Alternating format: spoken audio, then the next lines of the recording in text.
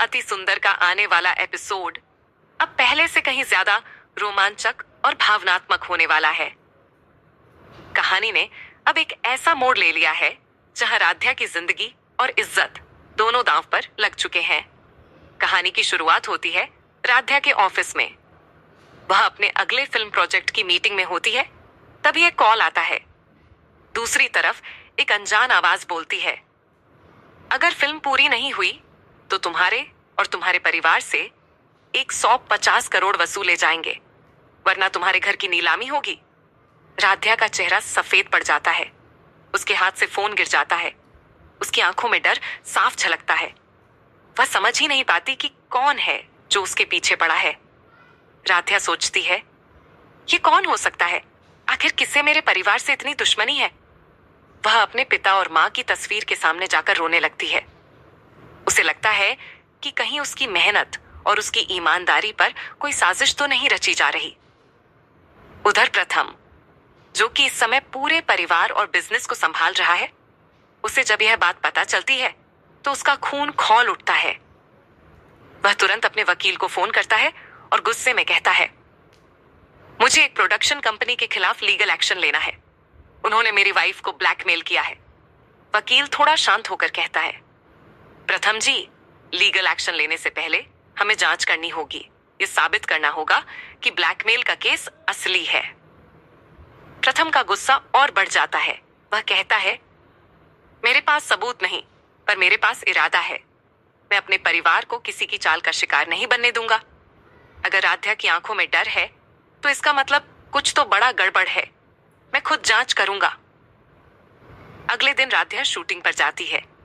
मन में डर है, पर चेहरे पर मुस्कान रखती है ताकि किसी को शक ना हो। उसने सुंदर सी साड़ी पहनी होती है, बहुत सिंपल और ग्रेसफुल। लेकिन तभी डायरेक्टर और कुछ लोग आकर कहते हैं, मैडम, आपको ये ड्रेस पहननी होगी। सीन के हिसाब से ये जरूरी है। राध्या हैरान हो जाती है जब उसे दिखाया जाता है कि वह एक बहुत छोटा और भड़काऊ कपड़ा है। वह तुरंत मना कर देती है, माफ कीजिए, मैं ऐसा कपड़ा नहीं पहन सकती। मैं एक संस्कारी लड़की हूं और मेरे सिद्धांत मुझे ये करने की इजाजत नहीं देते। डायरेक्टर हंसकर कहता है, देखो मैडम, ये फिल्म 150 करोड़ की है। अगर आपने नहीं पहना तो शूट रुक जाएगा और फिर जो होगा वो आपको भी पता है, जुर्माना, केस और घर की नीलामी। राध्या के पैर कांप जाते हैं। वो बस यही सोचती है कि अगर उसने मना किया तो सब कुछ चला जाएगा। लेकिन तभी उनमें से एक लड़का जबरदस्ती उसकी साड़ी पकड़कर खींचने लगता है। प्रथम की एंट्री हिम्मत कैसे हुई? उसी पल एक जोरदार आवाज आती है, रुको। पूरा सेट सन्न हो जाता है। दरवाजे पर प्रथम खड़ा होता है, आंखों में गुस्सा और चेहरे पर आग जैसी लाली। वह आगे बढ़कर उस आदमी का कॉलर पकड़ लेता है और गुस्से में चिल्लाता है, तुम्हारी हिम्मत कैसे हुई राध्या का कपड़ा खींचने की? ये मेरी बीवी है, समझे तुम? इस पर हाथ डालने से पहले तुम्हें मुझसे गुजरना पड़ेगा। पूरा सेट सन्न। सबकी निगाहें प्रथम और राध्या पर टिक जाती हैं। प्रथम राध्या के सामने खड़ा होकर कहता है, जिस लड़की ने तुम्हारे प्रोजेक्ट को अपनी मेहनत से यहां तक पहुंचाया, उसी को तुम इस तरह अपमानित करोगे? शर्म आनी चाहिए तुम्हें। वह फिर डायरेक्टर की तरफ मुड़ता है, तुम लोगों ने सिर्फ एक आर्टिस्ट को नहीं, एक औरत की मर्यादा को चोट पहुंचाई है। अब इसका जवाब कोर्ट में देना पड़ेगा।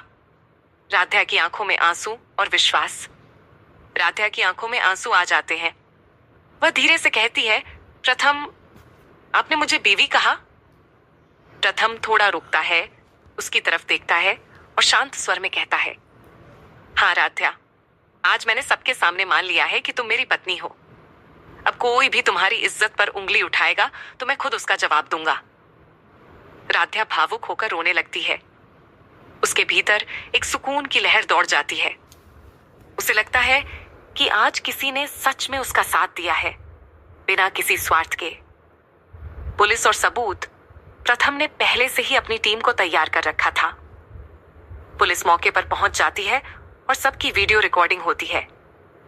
जो लोग राध्या के साथ जबरदस्ती कर रहे थे, उन्हें वहीं गिरफ्तार कर लिया जाता है।